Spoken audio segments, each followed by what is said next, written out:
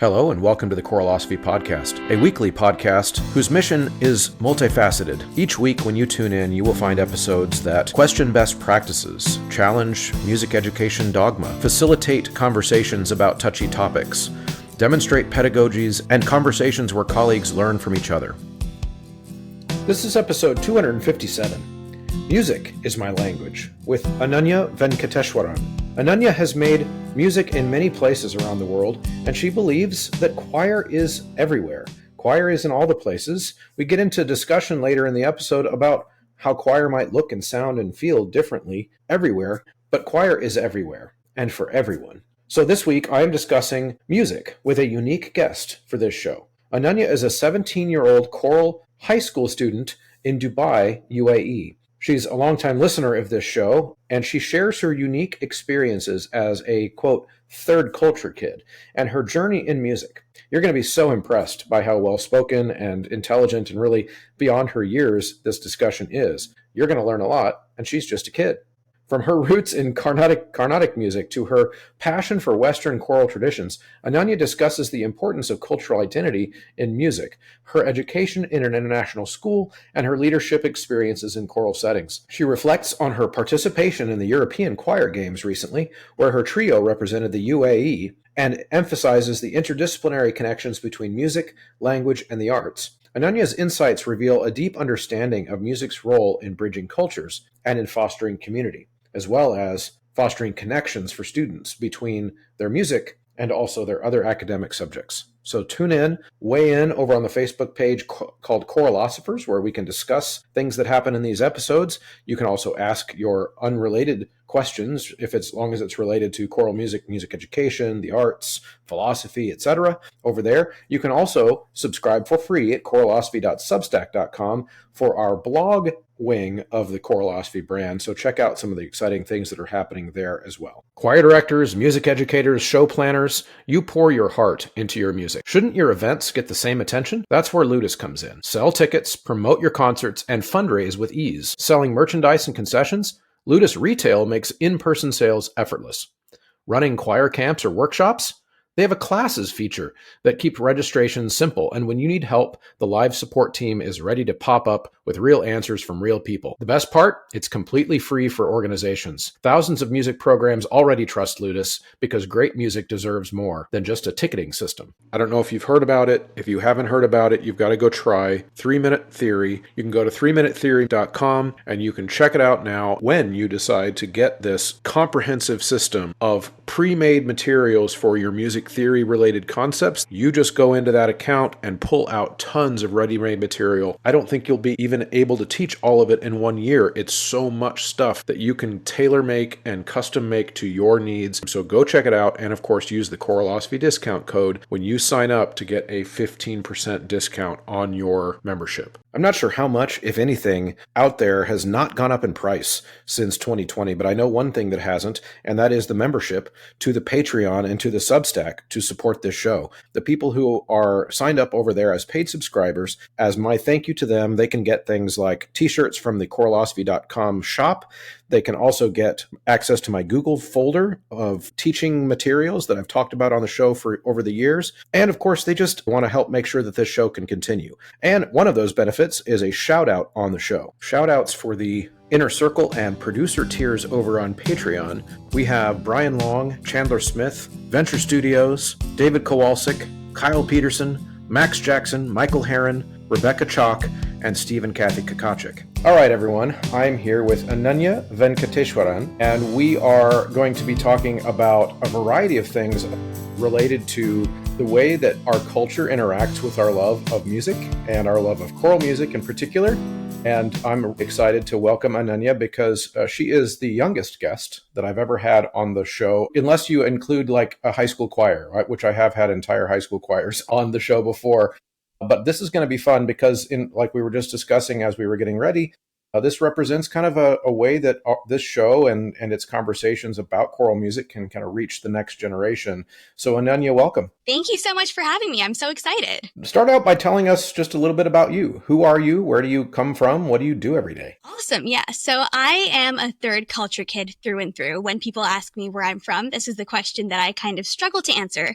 But the easiest short answer is that I'm Indian in origin. I have roots in India. I grew up in the U.S. The U.S. is home, so Tampa, Florida. But I've spent the past 13 years living in Abu Dhabi in the United Arab Emirates. And so that has very much come to be home for me. So why all those places? If you don't mind sharing, Not at all. why the roots and then why Florida and then why Yeah. UAE? So I'm a third generation American. I had grandparents emigrate to the US back last century, so back in the 60s and 70s. And so the US very quickly became home. I was born in Tampa and grew up there for only about 5 years, but Florida became that first home for me. And then we moved to Abu Dhabi 13 years ago for my dad's work and kind of wondered what it would be like. And my family ended up loving it. And so it has very quickly become just this place that has felt like home. I've met so many amazing, amazing people, and it's just been this incredible experience to get to live in Abu Dhabi. That's amazing. Travel. One of the things that I feel for my children. I have children just a bit younger than you, but that if the more I can get them to travel, even the more I can broaden their perspective about how humans are. Because Absolutely. if we never leave the humans around us, we tend to think that they're all just like us. And I imagine that you've at a young age have already kind of discovered that that's not true. People behave differently everywhere. 100%. And it's been such a blessing to grow up in a place that's at this crossroads of so many different people's lives and experiences. And I mean, going to school with people from all over the globe and that just being normal is this huge gift. Yeah. What about your love and nerdery for choral music? Where did that come from? You know what? That's a hard question to answer. And so for me, my first roots as a musician are rooted in Carnatic classical music of South India. And I went to a concert at 4 or 5 years old. I decided I loved it and had my parents put me in vocal lessons. And so that has been my, my basis in music as a Carnatic vocal musician. And that is very much an ensemble tradition. I've grown up learning how to sing, but it's learning how to sing with other people. And so though that doesn't necessarily look like this Western art music choral experience, it very much is ensemble-led music making. And so that's where my love, I think, for making music with other people comes from. But then it was, in elementary, middle school, singing with choirs in school. And very quickly, I just fell in love with this mode of the Western art classical music tradition of choral music making and getting to do this thing with other people and figuring out, okay, I can hold down a harmony. And very quickly that turned into something that I knew I loved. I auditioned for my school's chamber choir as a freshman. I got in and I kind of haven't looked back since. It's been just a huge part of my life, and it's become more and more a thing where I not only love getting to sing in choirs, but getting to be on the other side of writing music for choirs and getting to conduct choirs of my own. And so it's just very quickly become a thing that I've realized I love doing. It connects all of these pieces of the world I love, getting to connect with people, getting to make beautiful music, getting to delve into all of this amazing repertoire that just tells us so much about the world around us. So it's kind of been a culmination of all of these things that I love. Yeah.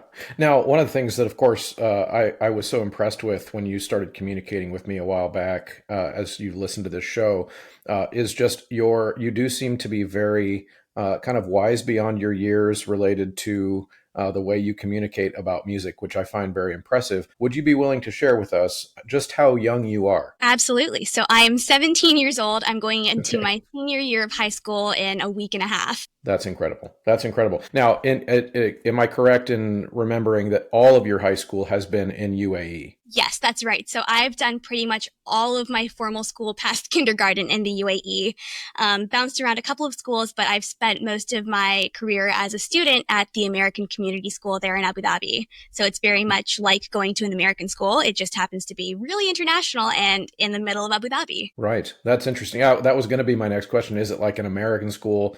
And I've seen American schools in different places, and how would you describe to someone who doesn't really know what that is, especially if they're an American who didn't ever think about that concept? how do they describe what an American school is to those folks there in Abu Dhabi? Yeah, well, that's a hard question to answer just because no international American school is a monolith.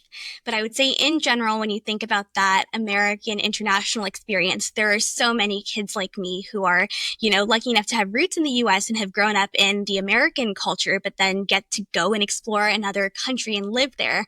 And so there's this whole circuit of these incredible American international schools where all the state standards, all the things we do are rooted in the US. And so I'm taking AP classes as a high schooler, doing all of those things that I would do if I lived in the US. It just happens to be in this incredible international community. And so I would say over half of my classmates and my peers in my community has roots in the US somehow or the other.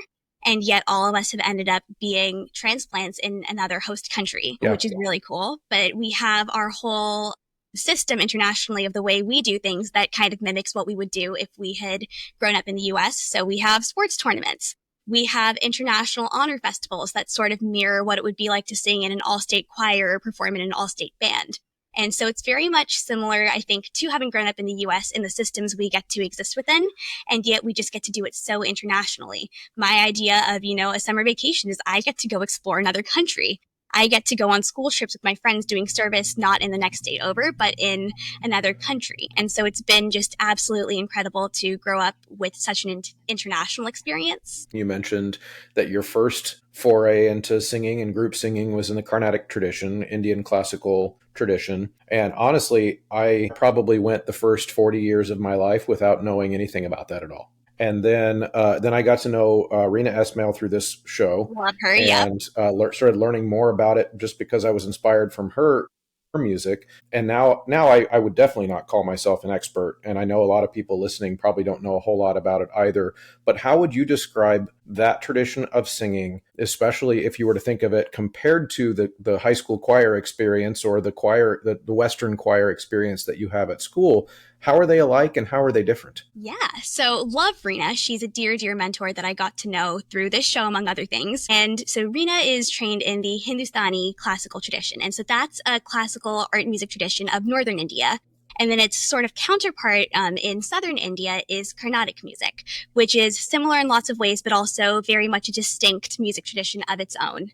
And Carnatic music has roots just like music in liturgy and in that traditional religious avenue, but it is very much an evolved musical tradition of its own. And so when thinking about sort of the theory, but also the day-to-day practicality of what is similar and different, the way I kind of like to think about it is a Venn diagram, in that there's so much that is similar between the two traditions, that is Carnatic music and Western art music, but then there's so much that kind of binds them together as both being rooted in, you're singing in a specific key. A big thing is, you have tonality, you're trying to sing together in a specific key. You have the idea that both music traditions are rooted in that liturgy and it originally having a religious root. Both, I think, traditions are deeply focused on that precision, that whatever precision looks like, whether that's rhythmic or tonal or vowel blend, you're trying to create something together. And even if you're a solo musician, there's this precision required to perform at a high level. And they both have these really strong ensemble traditions. But then in terms of differences, I think the biggest one is the structure of tonality within the two systems. So in Western art music, you have fewer scales. So they're both born of these two parent scales, that is major or minor. And then you have all these variations and you have modes. Carnatic music is a whole other ballgame. So you have thousands of what they call Janya ragas or children ragas born of these 72 main ragas. And so raga is the scale, raga or ragam. And these are these main scales that so there's 72 of these original scales that are 7-tone scales, all in, I guess, different what the Western world would call modes or permutations of them. And then you have these Jinya ragas, which are permutations of these 72 main scales. And you have all of these different variations then that come from that. So, for example, you have Shankaravarnam, which is the 29th Melakarta ragam, is the mirror ragam of what we would call the Western Western major scale. But then from that, you get all these permutations. You have Bilahari, which is the pentatonic major scale going up, but then that 7-tone major scale going down. You have all sorts of these different permutations for each of these scales. So there are thousands and thousands and thousands of ragams. And then each of these pieces that you would sing operate within one of these ragams. I think another big difference when we think rhythmically in terms of time signatures, in the Western art music world, you have these infinite time signatures, whereas in Carnatic music, you have 7 main thalams, which kind of refer to the idea of the timing of music. And so they are these hand beats that you do, and they kind of correspond to what I think of as a time signature.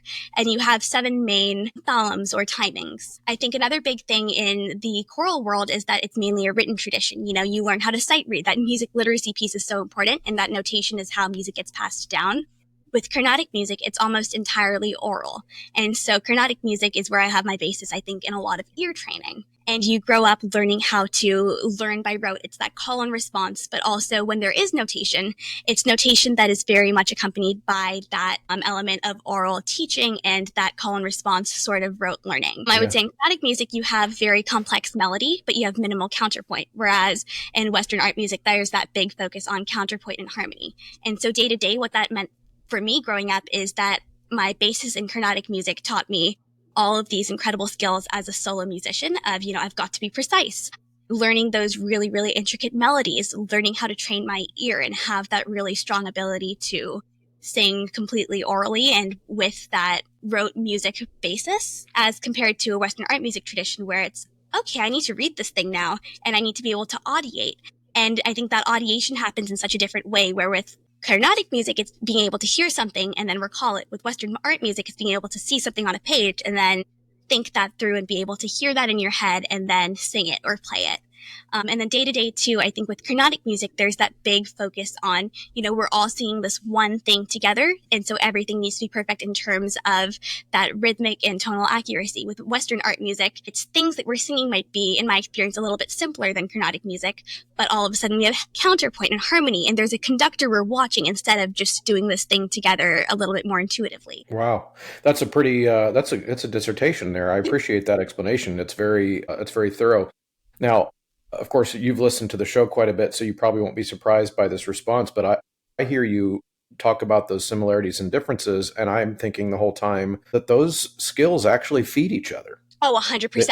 Yeah. Like it's not, I think it gets framed a lot by people as there is this way to learn music, which is oral, and there is this way to learn music, which is visual. And Western people care about visual things, and other people don't care about visual things. They just care about oral things. And I just have always thought that's just such as an oversimplified explanation. The oral and the visual feed each other. And in my experience, people who come from oral traditions of music making, once I teach them how to read the Western notation, become very good at it because they have that ability to hear the musical language in their head, which makes reading so much better and so much easier. Just like a child who is raised in a high vocabulary environment oftentimes becomes able to read written language a whole lot better with a higher vocabulary because they hear it a whole lot better. So does that vibe with your experience? Absolutely. And I would say it's been one of those things where getting to grow up at this crossroads of Western art music and Carnatic music has been one of those things that I think has often been presented to me as a hard thing but we do it differently in this tradition, so you better not do that here. We're distinct. And yet I think when I think of all my successes as a musician over the short musical career I've had so far, it's been rooted in that cross-cultural experience that I have, where I'm definitely a far better sight reader for being able to, having come into sight reading already able to audiate. And I only started to learn how to sight read when I was maybe 8 or 9, when I'd already been singing for 5 or 6 years. And at that point, I was able to already look at the page and like, okay, I understand this. And after that initial hurdle of there is stuff on a page and it's supposed to mean music, all of a sudden being able to read for piano, which is how I first learned how to sight read, was very easy, but also having then those two twin experiences, being able to read for voice, which I think is harder just because you're having to audiate, all of a sudden that felt very doable. And so for me, my friends in choir will laugh at me because I'm like, yeah, I can hear it in my head. And I think being able to translate that written music into music that's audiatable, if that's a word, is very much doable because of that background. But then even with Carnatic music, because Carnatic music is an oral tradition, that's not to say that it's a tradition that doesn't have any notation. It does more and more. There is notation within that Carnatic music world. And you get, your Carnatic music primers that have sort of the versions of solfege written in with a little bit of rhythmic suggestion. And things like that, all of a sudden, I can kind of pick up and I'm like, oh, I can sight read this. And my teacher will sometimes look at me like I'm crazy. That is my Carnatic vocal teacher.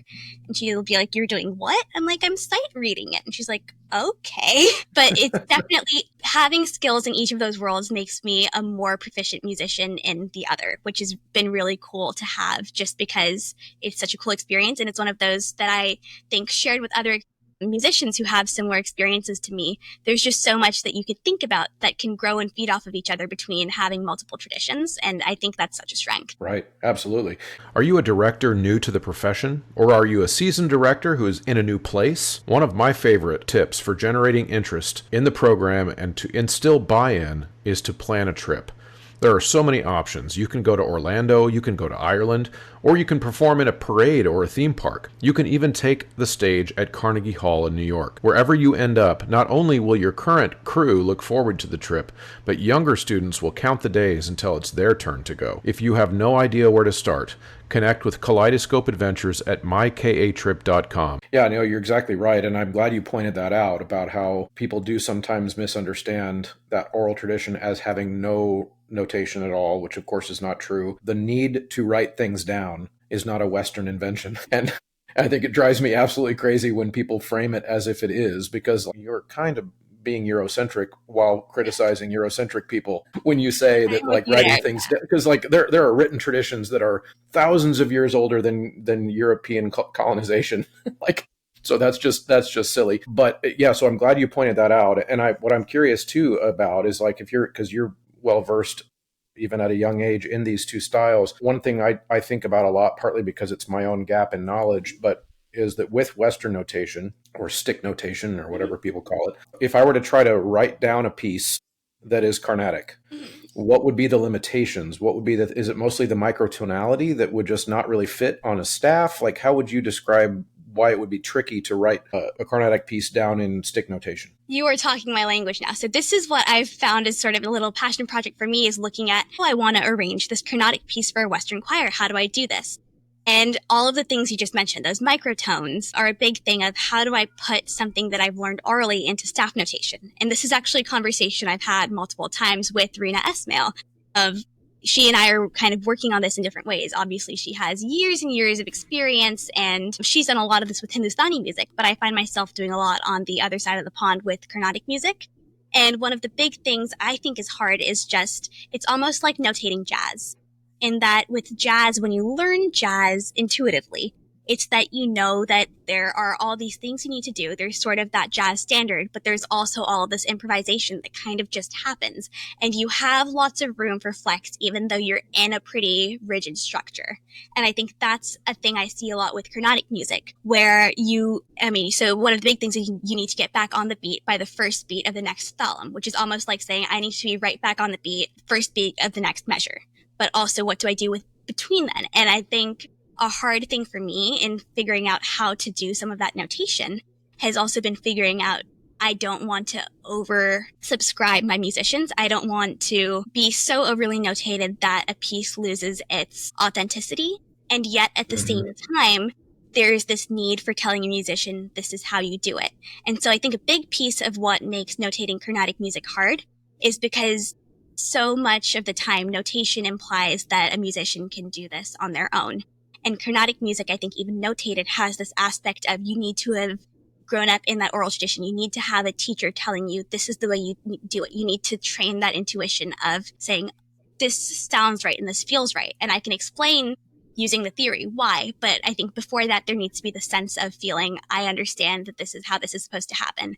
And so a big thing for me that I think about in terms of that notation is just finding ways to make room for that intuition, but also successfully guide musicians who maybe don't have a background in Carnatic music.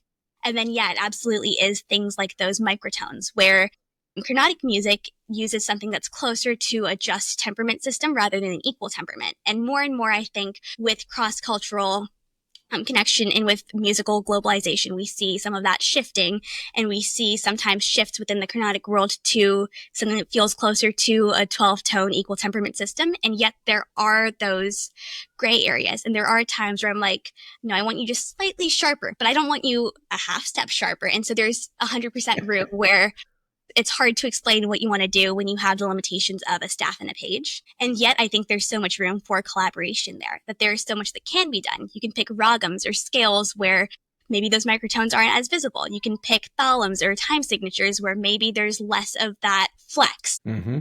Yeah, that's really good. And I wonder too, I've had arguments even in rehearsals with Western trained musicians, professional adults, about how there aren't different versions of an E. I'm like, yeah, there are actually. There are almost infinite numbers of versions. Does it sound in tune or does it not? And of course, in that just intonation, that's an interesting connection too, because in the history, if you go back far enough in Western choral music, that just intonation is actually very much part of the tradition, and then we kind of lost it and got that what is now we think of as the Western well-tempered 12-tone, and there's only one E and there's only one F natural and all that kind of stuff. That's actually relatively new.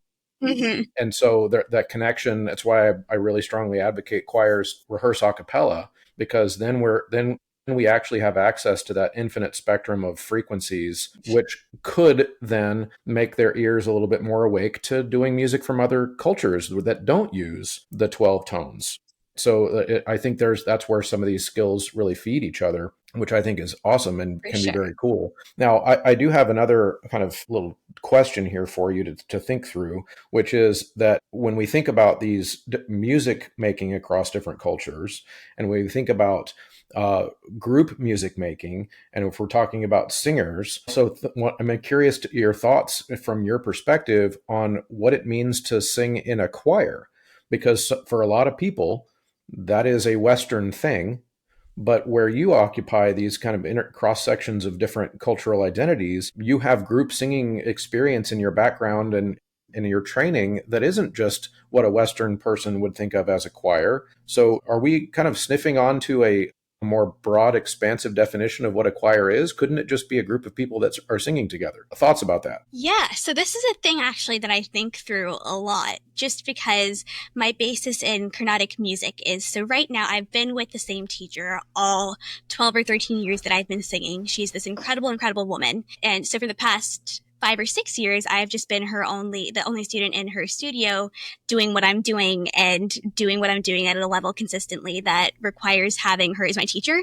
And so I've been, her solo voice student, and that's a lot like taking voice lessons. But for my first 4 or 5 formative years singing Carnatic music, it was in a room of 5 or 6 other kids, and it was all of us learning the same thing and calling and responding and singing together. And for the longest time, I didn't see that as a choir, because by the time I was in 6th or 7th grade and singing with a Western art music choir, it was, to sing in a choir, you need to all be singing, this piece of music that's written and notated using staff notation, and you need to be singing harmonies, and there needs to be counterpoint, and there needs to be dynamics. And that's not what I grew up with. And yet more and more, I think my perspective on this is just people making music together. And I think in my head, a choir is a group of people who are coming together and singing. And so more and more what I'm very conscious to use in my vocabulary is differentiating that when I say choir, I don't just necessarily mean a Western art music choir. And therefore, when I'm thinking about a choir in the Western sense, I'm very careful to use the terminology Western art music choir, because that's what it is. And I think it's incredibly limiting to almost be snobby about this vocabulary and say that a choir is a choir only if it's a choir in the eyes of the Western world. And so I think choirs exist everywhere. I mean, there are folk music traditions across the globe. And to limit a choir to being what we see a choir as being in that very stereotypical way is to limit that form of expression. And so I think it's really important to differentiate that, yes, there are choirs everywhere. And yes, this is what a typical Western art music choir might look like. But if I'm singing Carnatic music with a group of other people, there's a term that needs to be usable there, because it's more specific than just an ensemble. We're a group of people making music together vocally. We're a choir. Yeah. No, that's beautiful, and I completely agree. I think that's really what it has to be. or else we're not really exploring the art form. We're exploring just a version of it, or a cross section, or a tiny little sliver of the Venn diagram, so to speak, to use your reference from before. Yeah, that's really good. And I also think that choirs or choral music, and now I'm using that term in the broad, extensive way that we just talked about, is also an interdisciplinary thing, meaning in the Western art tradition, of course, poetry is a big part of it. Mm-hmm. Literature references are a big part of it. You mentioned in the Carnatic tradition, and earlier in the Western tradition as well. Religious texts, religious observances are of course a huge part of it. So it's even difficult to say what is a choir and why do they sing, because that answer is also extremely different everywhere.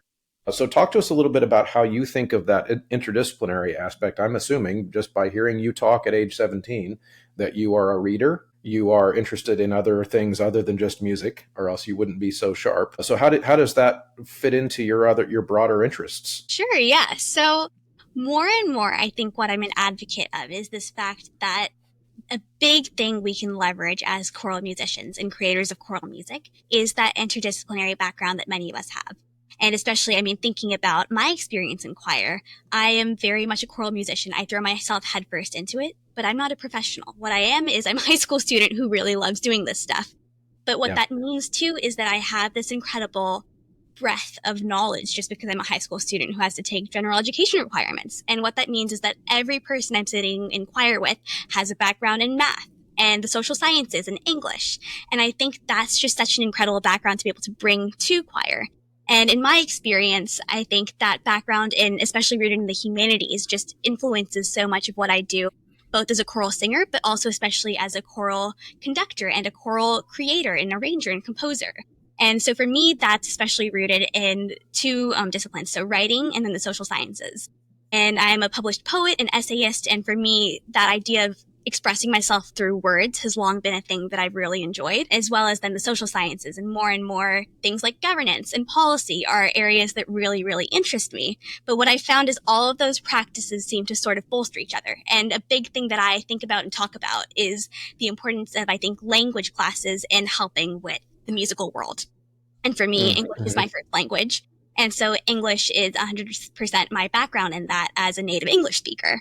And in my experience, it's English classes that teach you how to read and write, and you learn how to interact with fiction and nonfiction work. But above all, what you learn are empathy and rhetoric. And I think that's the big thing that I'm able to bring into choral music, because those are two things that are core not just to interpreting music, but also to being able to create it from scratch, where language really is just this other dialect of music, where in a literature class, you're learning about themes, you're learning about structure, you're learning about figurative language. But all of these things that sometimes seem irrelevant are really what give you this ability to analyze, and you learn how to see something and not just be able to name that literary device, but then to go the extra step and understand the effect that it has. Where one of my favorite English teachers would say, so what? Yeah, you've named a literary device, but to what effect does that, like, who cares? And I think learning how to analyze and come up with your own interpretation of that in a literary sense or in the sense of a language classroom is a huge skill to be able to bring into the musical world, where that background in literary analysis, for me personally, greatly guides how I study and prep scores, but then also the conversations I have with ensembles that I'm conducting, where it's giving you this ability to think through the why behind musical structure, behind dynamics, behind motifs. Why does this thing repeat, and to what effect? Why should we be singing it again? But then also that idea that varying interpretations can exist and be valid.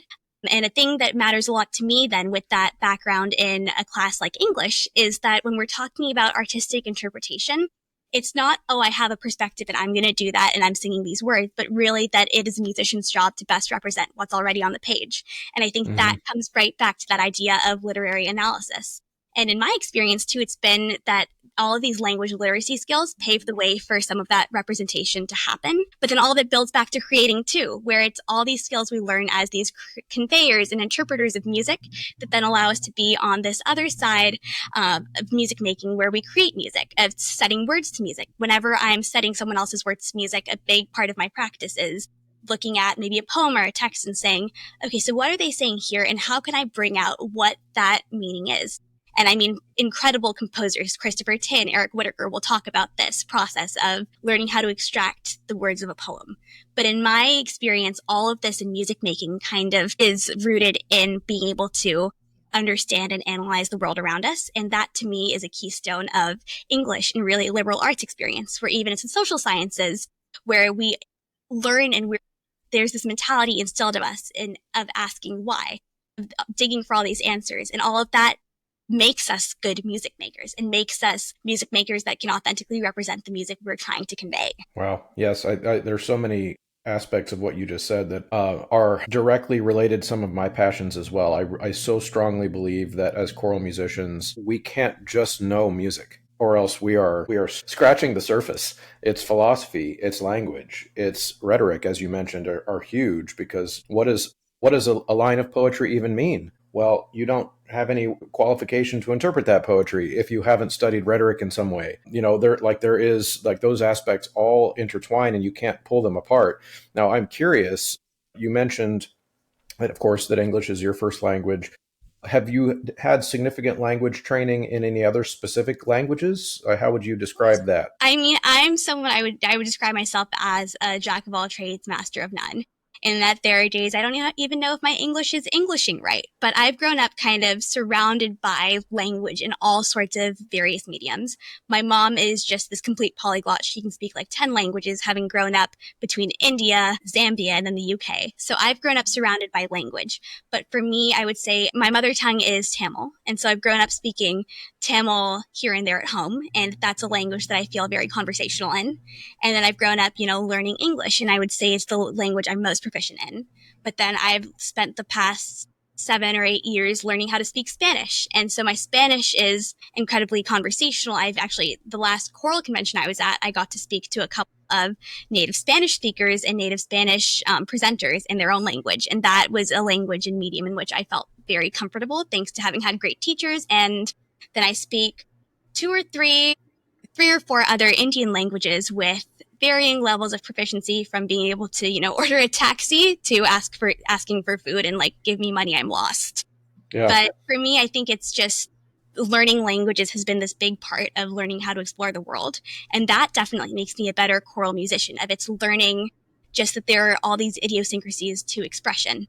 And I think I'm very much an imperfect speaker of many languages, but that process of learning how to speak a language, it's just like learning how to read music, where it helps make so many connections, and it bolsters just that ability to think and explore and do it wrong and then keep trying to do it. Yeah. No, you're exactly right. And I'm glad you mentioned that also too. And that connection between language and music is a big priority of mine, to try to convince people that that's more related than you would think. I grew up, of course, learning to read music from my mother, who was a church musician, and she taught me to see the music in a hymnal in a church, in a Protestant church. But her approach was, just when I was super, super little, she would just point at the notes while everyone was singing. And I was actually learning it orally. Mm-hmm. There was no conversation, but I was also a pretty good natural language acquirer as a kid. Mm-hmm. So to me, no one could ever convince me that those two things are not related. I think it's related that I was a musician, but also that I picked up French from my cousins, just speaking conversationally, because that was their native language. Those are all oral things. And then those things helped me read later, if that makes sense. We wake up our ears and we start to listen for the nuances of the language. And I think that happens in music as well. Now, next thing I want to pick your brain about, because I've heard you mention it a few times already. And of course, being as young as you are, I just think this is fascinating. You've mentioned that you are having opportunities already to lead choirs. Where did that start? And how old were you when you got to be in charge of a choir for the first time? Gosh, well, so this has all been pretty recent, but okay. For as long as I've liked music, I would also be like, hey, to my friends, I need you to try and sing this thing. I think it would sound nice. And so for as long as I can remember, going back to elementary school, it's been me at a piano, kind of just doing my own thing and composing melodies and kind of acting very singer-songwriter. I thought for a long time that was my big passion, what I wanted to do, until I discovered choir and fell headfirst in love with making music with other people in that medium. And I've been arranging for choir since the 8th grade. And that just started with me wanting to do stuff and then realizing I really loved it, talking to choir teachers and mentors and saying, hey, I want to do this thing, and getting that mentorship where I needed it. So I'm super grateful to have had that very early. But then when it came to conducting itself, conducting was just a thing that I found myself really interested in, where I'd be, in rehearsal or even at an honor choir somewhere else. And I find it so fascinating that the angle of your hands changes the sound you get from a choir. Yeah. And that was a thing that fascinated me starting my freshman year when I started singing in a chamber choir for the first time. And I just seeking out opportunities, I found myself, with my hand raised all the time, asking not just what do you want us to do here, what dynamic do you want this, but also how are you doing that thing? And that translated into just me doing my own research and all of this interest and passion that I had in my free time. And then finally in my sophomore year, I was super excited. I'd written this arrangement of I'll Be Home for Christmas that I really, really enjoyed writing and that I thought had merit to it. And so I went to my choir director and I was like, I want to perform this somewhere. And he was absolutely incredible and said, okay, great, find people to perform it with and I'll find you a place to do it. And so my first time conducting a choir happened by accident. I just wanted a group of people to sing my arrangement, but I needed to find a way to make that happen. And so I had 7 other friends who were incredibly gracious and willing to spend their time doing this thing with very little understanding of what I wanted out of them. And there I found myself having to kind of learn on the fly. And I want you to sing the right notes and I want to make it sound pretty. And I don't know how to do that. And so that was very much an experience of learning on the fly. And it kind of crashed and burned a little bit, but it also instilled in me the sense of how much I loved doing this thing, where I knew that I didn't have very many of the skills I wanted to have, but I also knew that I could do things. I could get people to sing the right harmony lines and I could get them to shape sounds in some of the ways I wanted. And that just instilled this love for me. And later that year, I had the ability to conduct a lab choir within my high school, and I fell in love with that even more. I had the ability to conduct a couple of my friends and several other chamber ensembles, and I just kept seeking it out. At that point, my PD was that I would go online. It was looking at videos of Robert Shaw conducting some of these choirs in live rehearsal and looking at some of those videos from the 90s that super grainy and just listening for his voice. I'm like, okay, what's he doing? It turned into seeking out other choral series lectures by people like Rodney Eichenberger and Andre Thomas, the greats in the field, asking just for mentorship everywhere I could find it at these honor choirs of my own conductors, things like that. And it just snowballed. And I found myself doing all this stuff in my free time. I loved prepping scores. I loved planning rehearsals. And finally, then this, 1 year ago this time, I found this opportunity, this advertisement actually by Dr. Barrett, Michael Barrett, on his Instagram when I was scrolling in bed, and it was for the European Choir Games in Denmark in 2025. And it seemed like the coolest thing ever. And I was like, oh my gosh, I need to go. And I have spent the past year finding a way to make that happen, from everything from finding people to grants to music to even writing music, because we didn't have enough repertoire that fit our group. And all of a sudden I ended up conducting a group at the European Choir Games, which was just such a cool life experience. But I don't know, I love it, and I've kept trying to find ways to make it happen. Yeah, that's incredible. Now, is choral music or is music making a career goal for you? Or is this something you want to do as a passion project? How do you see this fitting into your life 10 years from now? I'm still figuring that out, where I know I love music making. I can't imagine my life without doing this in some form, and specifically doing something choral, because I know I could sing for the rest of my life on my own. But the thing that gives this so much purpose and meaning for me is getting to do stuff with other people. And so I certainly see this fitting into my life. I'm still figuring out how. And so now it's a rising senior as I look at colleges and what life looks like after high school. A big priority for me is finding a place that I can study that has world-class music in addition to other things. I know I'm the best musician when my brain is also occupied doing incredibly analytical things across other realms, whether that's the social sciences, whether that's English. And so a big thing that I'm looking at right now, at least for the next 4 or 5 years, is how can I combine music with these other interests and get to have them all in my life? Because I'm the best musician, but I'm also the best student when I have each of the other things in my life. Yeah, no, that makes sense. What are some of those other, you say you're still figuring that out. So what are some of the other disciplines that you could see yourself doing? I'm just curious. Sorry. if this is too personal. No, not at all. But so, like, say if it's music and X or music and XY, like, how do you? What other disciplines do you see in your collegiate years as like I've got to have those things? Well, so I think the main things for me right now are music, some sort of a social science, and so more and more I think about policy, governance, pre-law, but then also English. And so for a long time for me, it was, oh, I'm going to do this music stuff on the side. And then I woke up one morning realizing in the midst of actually working on this European Choir Games project that I was talking about, and I realized very seriously that I couldn't leave some sort of semi-professional music behind. This is a big part of who I am and what I love. And so a big thing that I've been looking at then is something in the realm of the social sciences and getting to have music. But then I had another one of those realizations when it came to English. I'm a great musician. When I am a great musician and when I have those moments, it's completely because of a background in social sciences and in English. And so to be the best musician I can be and to continue to strive in that realm, I know that I need to have not just the social sciences in my life, but English as well at a high level. And so more and more as I look at different universities and offerings and options, a big thing I'm looking at and asking is I'm like, could I triple major? Could I double major and minor? And find ways to keep all of these things and keep juggling them. But I don't know yet what that's going to look like. Yeah.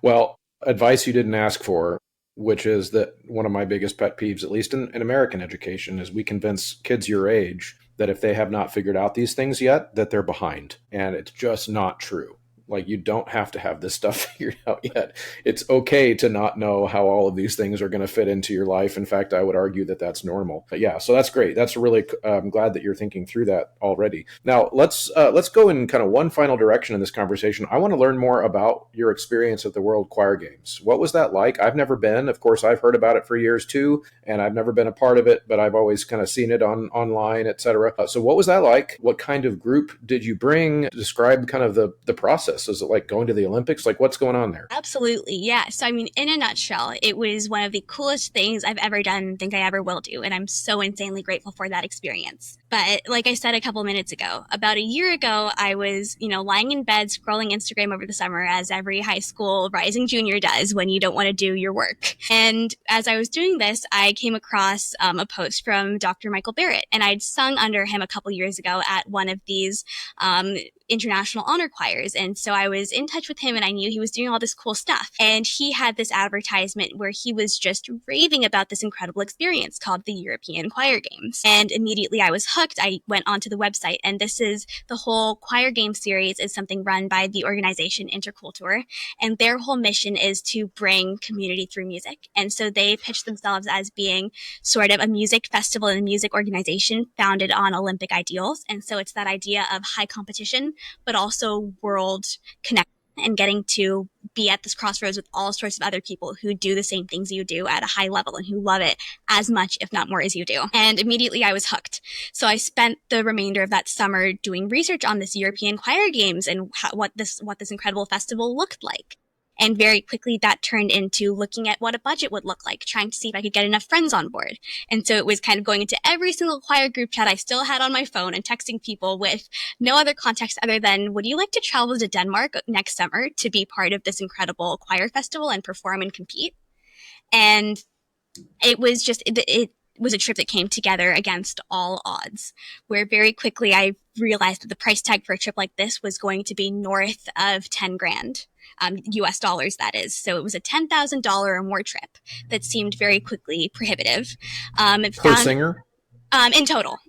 In total. Okay, got it. In total. Yep. And so that was for a choral trio. So to bring a group of 12 or more singers, it was looking like 20 or 30 or 40,000 US dollars, which felt completely prohibitive. But anyway, I spent that year then figuring out how to make this happen. And so I founded a choral trio. We ended up being just three of us. I found an alto and a baritone and then myself as a soprano who were willing to do this and give up a summer break to try and make this happen.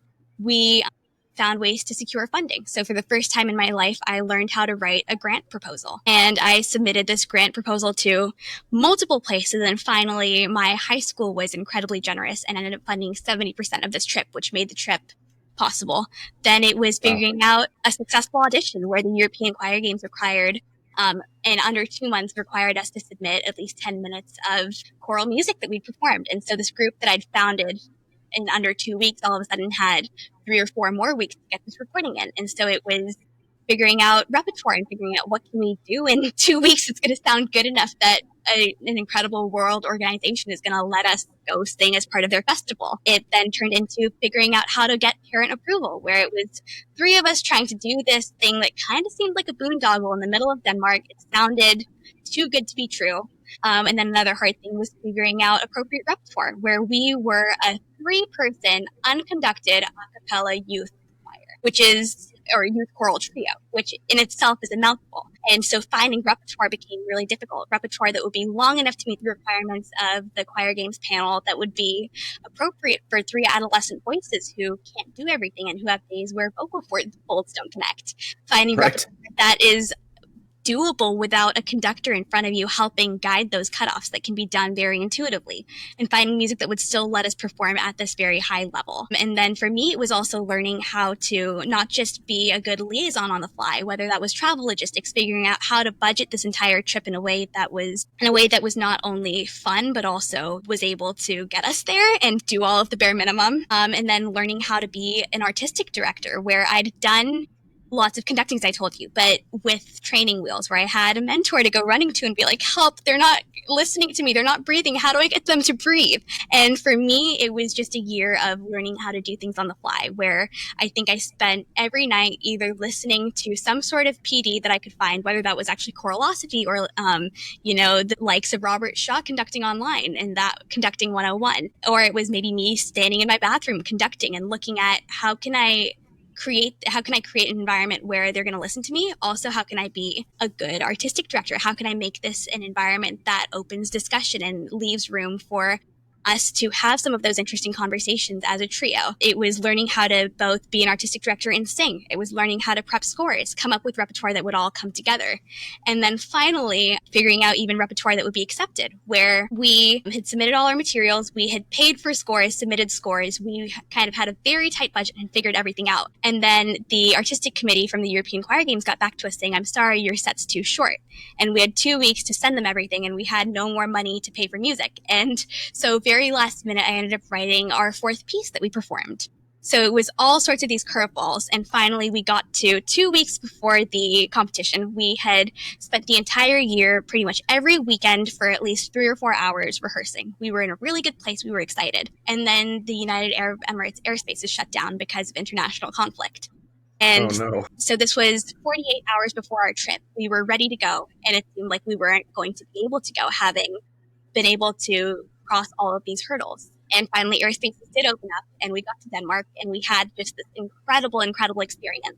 We had such a good time. We got to perform multiple times. We got to compete. We got to be part of all of these incredible workshops with world-class pioneers in the field. We ended up coming home with a silver diploma, which was huge. And we were actually the first group ever to represent our city, Abu Dhabi, or our country, the UAE, on the global choral competitive stage. So it was a big first to ever carry the flag for this incredible country we get to call our home, which was just incredible. That's amazing. That's an amazing story. Now, does the choir games have this is one of my curiosities from your story, I guess. Do they have a division do they have it like in different types of choirs? Because the first thing I'm thinking of is like it's apples and oranges to compare a trio to a choir of 70.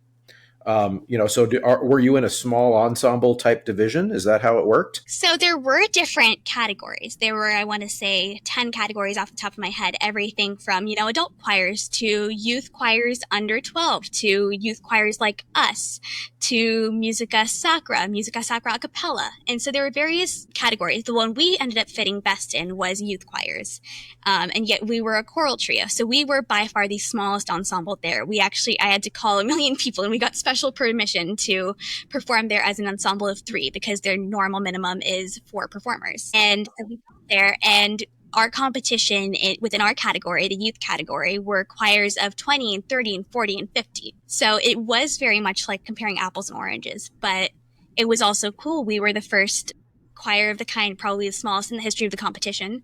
Certainly the first to compete under the UAE's flag, but then also getting to be in this room of world-class choirs. The biggest choir there was the Stellenbosch University Choir, and they were, I think, 101 singers. So there was this huge range.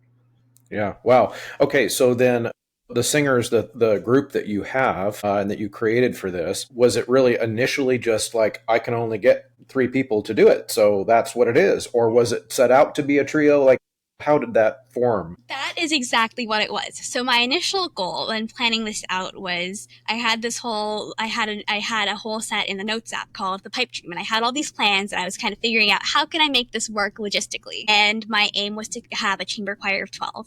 That had been the number that I worked with choirs of between 8 and 14 over the past year. And that seemed like a really good number where I could have three each of a voice part, have an SATB choir. My plan initially was not to sing, just because the idea of having to direct a group but then also sing in it seemed insane and wildly impossible. Mm-hmm. And I kept putting these calls out, and I had all of these friends who were really excited, but there were just so many things to navigate. And at the end, it was me and 2 other singers. And I was lucky enough to find an incredible alto and an incredible baritone. And so I was like, okay, great. We have an SAB choral trio. And at this point, I think we were just all so deeply invested in this wild dream.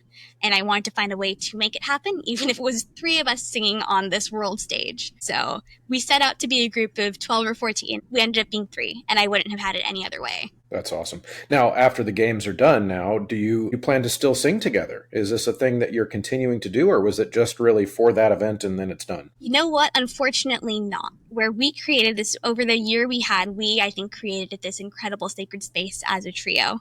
But one of the sad parts about living in a place as wonderful as the UAE is it's this incredible international port of sorts where people come and go.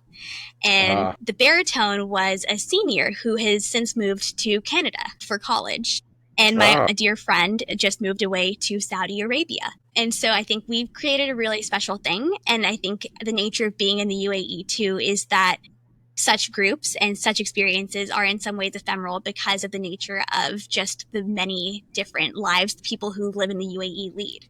So I think this is probably the European Choir Games was probably the last we sung together, which is very fitting, I think, for having been a group to get to represent a host country like the UAE. Yeah. Now, and maybe kind of before we wrap this up and before we sign off, I've seen some of your stuff on your Instagram. You created, so people who are trying to visualize and try to picture how this group of 3 high school students would have gone off to do this. There are ways that they can see that. Could you tell us where we could find little snippets of your experience? Absolutely, yeah. So the majority of everything we have online is on our Instagram page, ARA Abu Dhabi. So ARA_ABUDHABI. And to tell you a little bit about the name of our trio, so we are called ARA, and ARA is a word that is representative of each of our names, Ananya, Robin, and Ashley. That is the 3 of us who were the part of the trio. But it's also a word in Arabic that means I see. And so Ana Ara is to say I see in Arabic, which we thought was incredibly representative of what we were trying to do and this beautiful gift of music that we have, where through music we have this insight like no other. And through music, getting to do music the way we do as international students living in Abu Dhabi, we have this incredible gift of having grown up with so much intercultural music, and also having this gift of insight that we get to provide our audiences, getting to sing music from all over the globe, getting to share experiences that not everyone has. And so that was a big thing that mattered to us. But yeah, we can be found on Instagram as ARA Abu Dhabi. That's amazing. Well, Ananya, thank you so much for sharing your experience. This has been not only interesting, but also very impressive. So keep doing what you're doing, and I hope you figure out how music will continue to be a part of your life. It sounds like you're off to an incredible start. Thank you so much for joining me. Thank you. This was really fun. Thank you so much for sticking around to the end of a conversation. If you are still hearing my voice, that means you're one of the MVPs, one of the diehards, one of the real ones, as the kids say. So if you are willing on the way out to check out a few different ways that you can help me continue to make this show high quality. 1, use the promo code. That's the biggest one. At Sight Reading Factory, at mymusicfolders.com, at mychoirropes.com, at graphitepublishing.com, and endeavormusicpublishing.com. All of those take the Choralosophy checkout code. And of course, now the newest one is 3-Minute Theory. You can get a 15% discount when you enter Choralosophy at checkout there. And of course, going to Apple Podcasts and leaving a positive review is very helpful there, and sharing the episodes to your colleagues in real life and on social media. All of those things are incredibly helpful and allow me to continue to create this resource for you. Thank you so much for tuning in. We'll see you next time.